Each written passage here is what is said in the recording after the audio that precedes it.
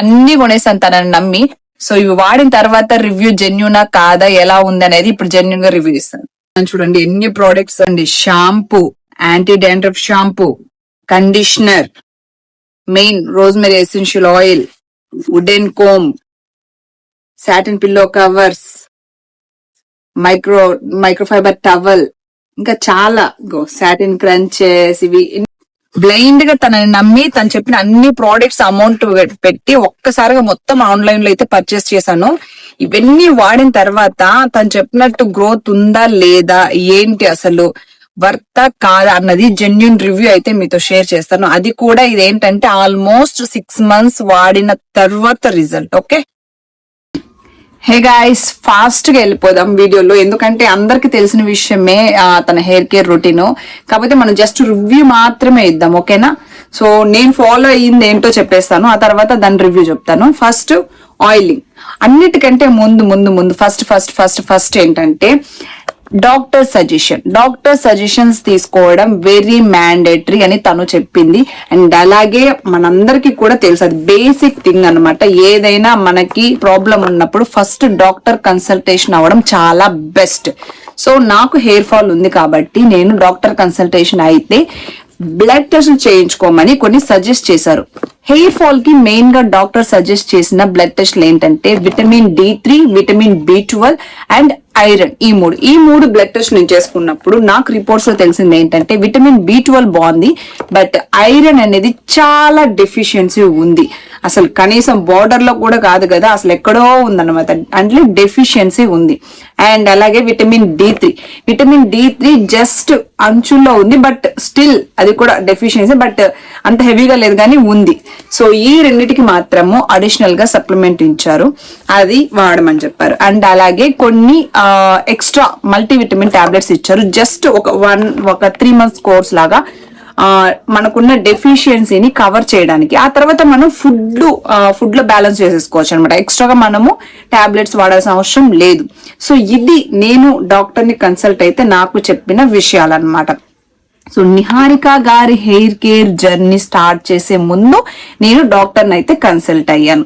So doctor treatment and అలాగే నిహారిక గారి hair care routine రెండు ఒకేసారి అయితే నేను స్టార్ట్ చేశాను అనమాట. ఓకే, సో ఫస్ట్ ఇప్పుడు నేను చెప్తే ఏమేమి చేశాను. డాక్టర్ ఇచ్చిన టాబ్లెట్స్ యాజ్ పర్ వాడమన్నారు, అదైతే వాడాను. ఓకే, అది పక్కన పెట్టేద్దాం. అది ఎందుకంటే నేను చెప్పినా మీకు అర్థం కాదు, ఎందుకంటే ఆమె నాకు ప్రిస్క్రైబ్ చేసినట్టు ఏ టైంలో వేసుకో అది, కాబట్టి అది సపరేట్ అనమాట. అది నేను ఇప్పుడు చెప్పకూడదు కూడా, ఎందుకంటే అది ఎవరు ఇండివిజువల్ డిఫరెంట్ ఉంటుంది. మనం వాళ్ళని సజెస్ట్ చేయకూడదు, ఎవరు వాళ్ళకి వాళ్ళ డాక్టర్ దగ్గరికి వెళ్ళి తెలుసుకోవాలి. అండ్ ఇప్పుడు నిహారిక గారి అని షార్ట్ గా చెప్తాను, నిహా గారు అంటాను ఎందుకంటే అంత పెద్ద పేరు రావట్లేదు ఫ్లోలో. సో నిహా గారి హెయిర్ కేర్ ఫాలో అయిన తర్వాత రివ్యూ ఏంటో చెప్తాను. ముందు నేనేం ఫాలో అయ్యానంటే, అందరికీ తెలుసు ఆయిలింగ్ అనేది నేను అంతకుముందు కాదు కొన్ని సంవత్సరాల వరకు ఎలా పెట్టేదాన్నంటే ముద్దగా ఆయిల్ పెట్టుకొని 2 days 3 days 4 days వీలైతే వీక్ మొత్తం కూడా అలా పెట్టేసుకొని మళ్ళీ స్నానం అంటే ఎప్పుడు తలలో ఆయిల్ అనేది ఉంటే హెయిర్ ఫాల్ అనేది అవ్వదు, ఆ హెయిర్ అనేది బాగుంటుంది అనే మెంటాలిటీలో ఉండేవాళ్ళం. అంటే నేను ఉండేదాన్ని అనమాట, మా సైడ్ అంతా అట్లా ఉండేవాళ్ళు. బట్ ఏంటంటే అది అలా ఏం కాదు అని నిహా గారు చెప్పక ముందు నాకు కూడా కొంచెం రియలైజేషన్ అయితే అయ్యింది. సో ఇప్పుడు హెయిర్ ఆయిలింగ్ ఎలా పెడుతున్నానంటే నిహా గారు లాగా కొంచెం కోకోనట్ ఆయిల్, దాంట్లో కొంచెం కేస్టర్ ఆయిల్ అదే ఆముదము, కొబ్బరి నూనె, జస్ట్ ఒక 2 or 3 drops rosemary essential oil. And ఈ విషయం గురించి వస్తే ఈ ప్రోడక్ట్ ఇది కొంచెం కాస్ట్లీనే ఉంటది, జస్ట్ 15 ml ఎంత ఉంది ఇది 450 rupees, జస్ట్ 15 ml 450 rupees ఉంది. ఇది మాత్రమే కొంచెం కాస్ట్లీ అన్ని ప్రోడక్ట్స్ లో. కానీ ఏంటంటే ఇది ఎసెన్షియల్ ఆయిల్ కదండి, ఇది మనము జస్ట్ డ్రాప్స్ వాడాలా, ఒక 2 drops 3 drops మాత్రమే వాడాలి. దీని మీద కూడా రాస్తారనమాట. కాబట్టి ఇది నీకు నెలల తరబడి మనకు వస్తుంది అనమాట. కాస్ట్ ఎక్కువైనా వెంటనే అయిపోదు, చాలా డేస్ వస్తుంది. ఓకే, అది. సో కొంచెం కొబ్బరి నూనె కొంచెం క్యాస్టర్ ఆయిల్, ఒక 2 to 3 drops rosemary essential oil. నాకు ఓపిక ఉండి టైం ఉండి ఇంట్రెస్ట్ ఉంటాయి కనుక డబుల్ బాయిల్ మెథడ్ లో చేసుకొని పెట్టుకునేదాన్ని. అది కూడా ఎప్పుడంటే ముందులా కాకుండా జస్ట్ హెడ్ బాత్ చేసి ఒక 2 hours ముందు మాత్రమే పెట్టేదాన్ని. అండ్ ఆయిల్ పెట్టాక మసాజ్ చేయమని చెప్పారు కదా, మసాజ్ చేసుకోవడానికి నేను ఇది పర్చేస్ చేశాను. ఇలాంటివి 3 పర్చేస్ చేశాను. ఒకటి హెడ్ బాత్ చేసేటప్పుడు, ఒకటి ఆయిల్ పెట్టుకున్నప్పుడు, ఒకటి ఫ్రీ టైంలో ఎప్పుడైనా మనము టీవీ చూస్తూ అట్లా ఫ్రీగా ఖాళీగా కూర్చున్నప్పుడు ఊరికి ఎట్లా చేసుకుందాము, ఆ బ్లడ్ సర్క్యులేషన్ బాగుంటది కదా అన్నట్లు. బట్ ఇది నేను వాడలేదు సరిగ్గా. ఎందుకంటే ఇది నా పర్సనల్ ఫీలింగ్ ఏంటంటే, నాకు ఎందుకు ఇది ఇట్లా అంటుంటే హెయిర్ బ్రేక్ అవుతుంది, ఇట్లా అని చిక్కులాగా మళ్ళీ ఇట్లా తీయాలి, ఇట్లా అని ఏదో అది ఇట్లా చిక్కు అవుతుందేమో బ్రేక్ అవుతుందేమో అన్న ఫీలింగ్ ఉండేదే. కొంచెము జుట్టు అది కూడా బ్రేక్ అయి కట్ అయిపోతుందేమో అని, ఎందుకు అవసరం లేదు. ఇది మన ఉన్నాయి కదా ఫింగర్, ఫస్ట్ ఇది మనకి మెయిన్ మనకు ఉన్నాయి కదా. సో దీంట్లో ఇట్లా మంచిగా మసాజ్ చేసుకునేదాన్ని ఆయిల్ పెట్టాక చేసుకొని, ఆ తర్వాత హరికగా చెప్పినట్టు ఈ క్యాప్ తో ఇట్లా కవర్ చేసేసేదాన్ని అనమాట. ఇలా కవర్ చేసేసేదాన్ని. సో హెడ్ బాత్ చేసే ముందర తీసేసి, దీని గురించి చెప్పాలంటే దీనివల్ల గ్రోత్ కి యూజ్ ఉందో లేదో నాకైతే తెలియదు, కానీ నేను గమనించింది ఏంటంటే, ఇది పెట్టుకున్న తర్వాత మనం హెడ్ బాత్ చేస్తాం చూడు, అసలు అప్పుడైతే చాలా స్మూత్ గా ఉంటది హెయిర్ అనేది. నిజం, హెడ్ బాత్ చేసేటప్పుడే తెలుస్తుంది మనకి, చాలా స్మూత్ గా అనిపిస్తుంది. ఎందుకంటే అంతసేపు ఇది బయటకి ఎక్స్పోజ్ కాకుండా అట్లాగే బాగా మాయిశ్చర్డ్ గా ఉంటది కదా మన హెయిర్. దీన్ని క్లోజ్ చేస్తాం కాబట్టి బాగా ఇంకుతుంది కదా.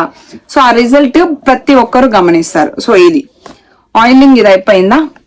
నెక్స్ట్ షాంపూకి వచ్చేసరికి ఇదిగోండి ప్లమ్ షాంపూ తీసుకున్నాను నేను కూడా. అయితే నాకు డాండ్రఫ్ ఉంది, డాక్టర్ ఏమన్నారంటే అది పోయే వరకు డాండ్రఫ్ షాంపూ యూజ్ చేయి. ఫస్ట్ వచ్చేసి మామూలు షాంపూతో చేసుకో, దాని తర్వాత యాంటీ డాండ్రఫ్ షాంపూ యూజ్ చేయి. యాంటీ డాండ్రఫ్ షాంపూ ఎప్పుడు కూడా పెట్టుకున్న వెంటనే వాష్ చేయకూడదు. అలాగా షాంపూ పెట్టుకుని ఒక 10 నిమిషాలు అలాగే షాంపూ పెట్టుకొని ఆ తర్వాత వాష్ చేయాలని చెప్పింది. సో షాంపూ పెట్టుకొని వాష్ చేసేదాన్ని. అయితే ఇది కొంచెము రఫ్ ఉంటది హెయిర్ మన హెడ్ బాత్ చేసినప్పుడు, ఈ షాంపూ పెట్టినప్పుడు. అందువల్ల ఏం చేస్తానంటే కండిషనర్ కూడా తీసుకున్నా.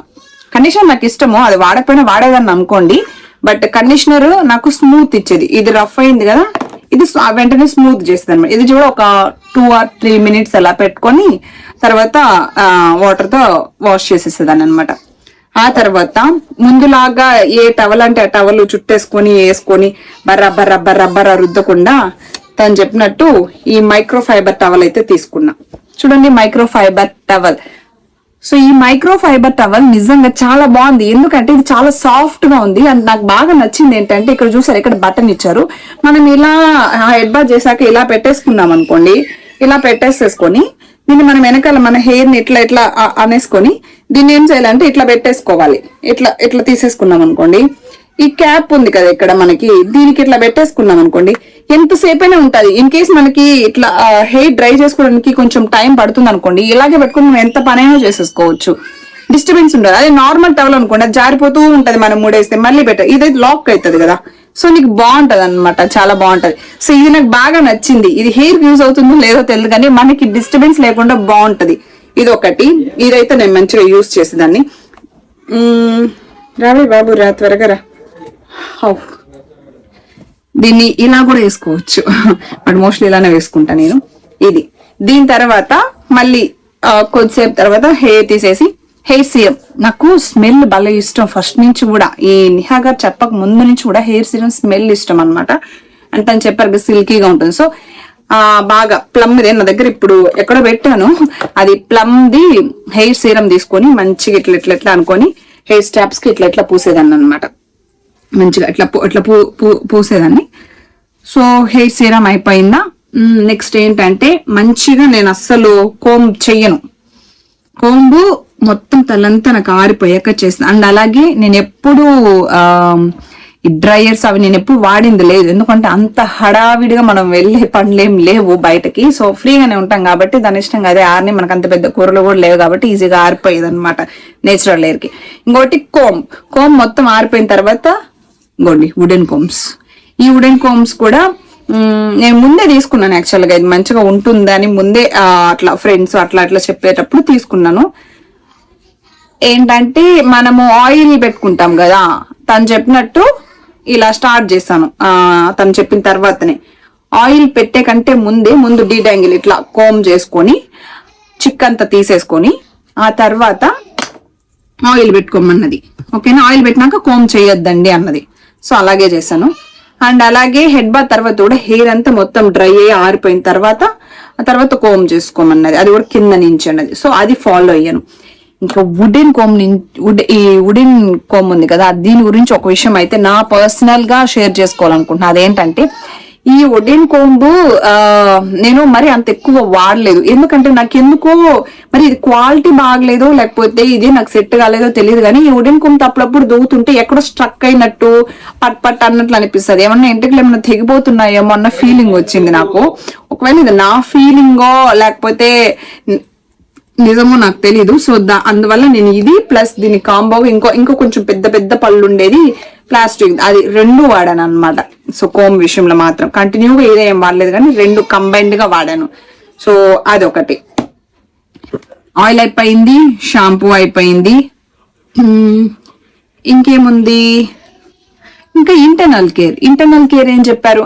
ఇంకోటి అదేంటది మాస్క్ వాడలేదండి నేను అసలు, ఎప్పుడు మాస్క్ పెట్టలేదు. బట్ ఆర్డర్ పెట్టుకుందాం అనుకుంటున్నా, చూద్దాం.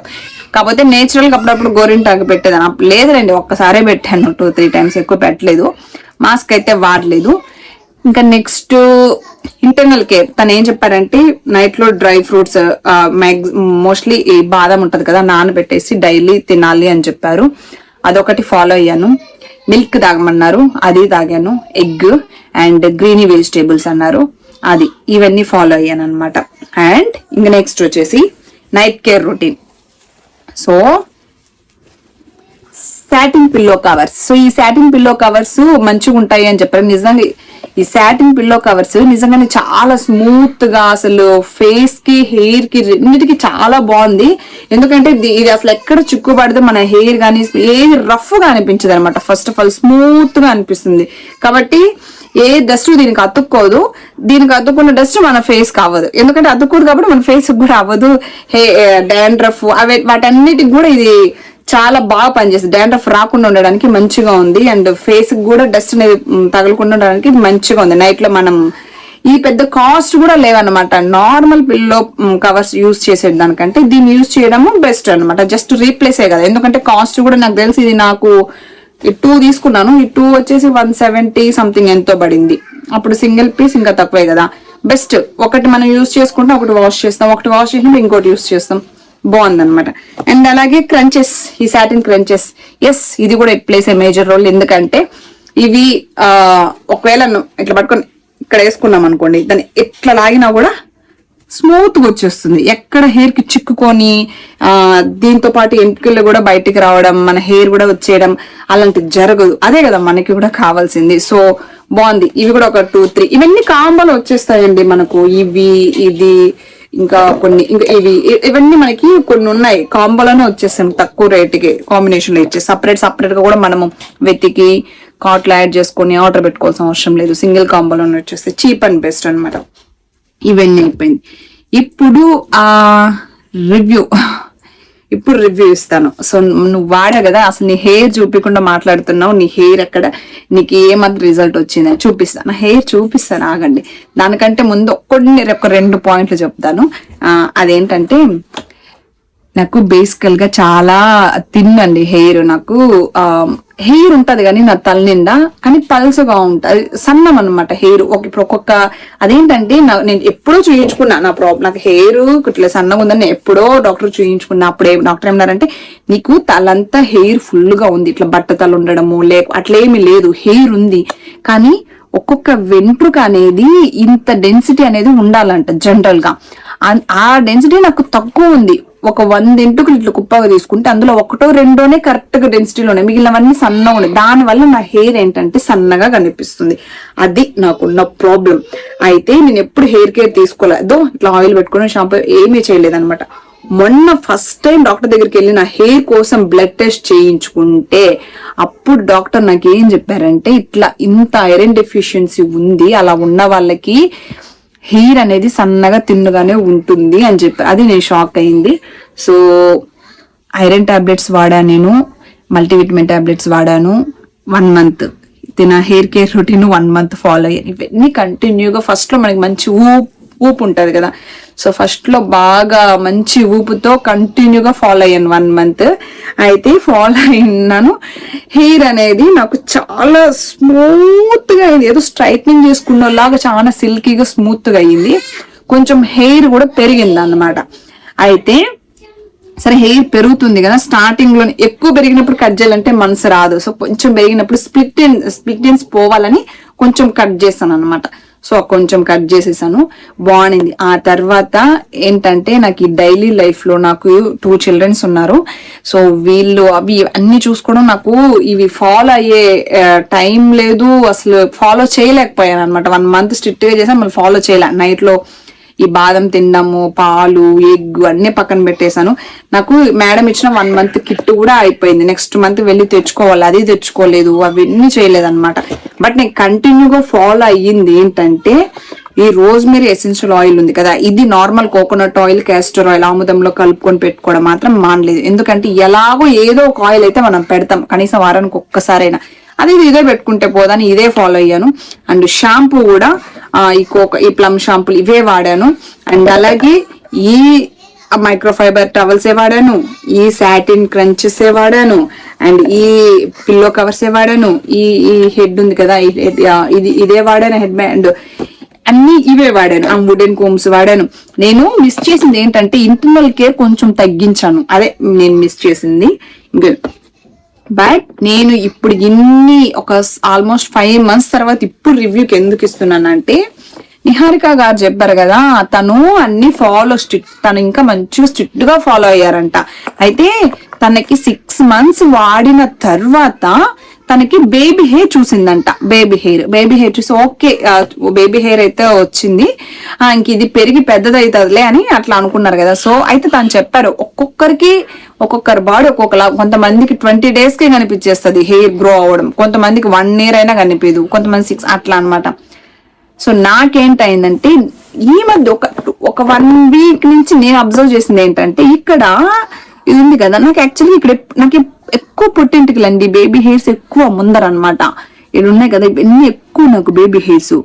అయితే నాకు ఎప్పుడు తెలుసు ఇప్పుడు ఈ హెయిర్ ఉంది కదా, ఈ హెయిర్ అనేది ఇక్కడ వరకే ఉంటుంది నాకు ఎప్పుడు అంతే. ఇప్పుడు ఈ పెరిగింది చూడండి, ఇది ఇంక ఇటు పక్క ఇంకా కొన్ని నేను బహుశా ఈ వీడియోలో కనిపించకపోవచ్చు, ఇవన్నీ ఉన్నాయి కదా, ఇవి కొంచెము లెంత్ పెరిగాయి. ఈ బేబీ హెయిర్ ముందర ఉన్నాయి చూడు, ఇవి కొంచెం ఇట్లా పెరిగాయి. ఇవి ఎక్స్ట్రా హెయిర్ ఈ మధ్య ఒక 1 week ముందు నుంచి గమనించింది నేను. సో ఇవి పెరిగేసరికి ఓకే ఏదో ఒక సంథింగ్ రిజల్ట్ అయితే ఉంది, కానీ ఇది కంప్లీట్ గా మనము బిఫోర్ ఆఫ్టర్ వీడియో అయితే కాదు ఇది, ఎందుకంటే ఇప్పుడే స్టార్ట్ అయ్యింది అనమాట. సో స్టార్టింగ్ వీడియో లాగా నేను ఇది తీస్తున్నాను. సో ఈ వీడియో మీకోసం ప్లస్ మెయిన్ గా నా కోసం నేను దీన్ని అప్లోడ్ చేసుకుంటా, ఎందుకంటే దీన్ని ఇలాగే కంటిన్యూ చేస్తా. ఈ హెయిర్ కేర్ అనేది ఇవన్నీ యూస్ చేసి కంటిన్యూ చేస్తాను. కంటిన్యూ చేసి ఇంకా కొన్ని మంత్స్ వీళ్ళ తర్వాత చూద్దాం ఇది ఇలాగే ఇంకా గ్రోత్ అనేది వస్తుందా లేదా, అప్పుడు నాకు మీకు ఇద్దరికి ప్రూఫ్ ఉంటది ఎస్ ఇది వర్కౌట్ అయ్యింది అని. అండ్ అలాగే నేను మళ్ళీ కిట్ కూడా తెచ్చుకున్నాను.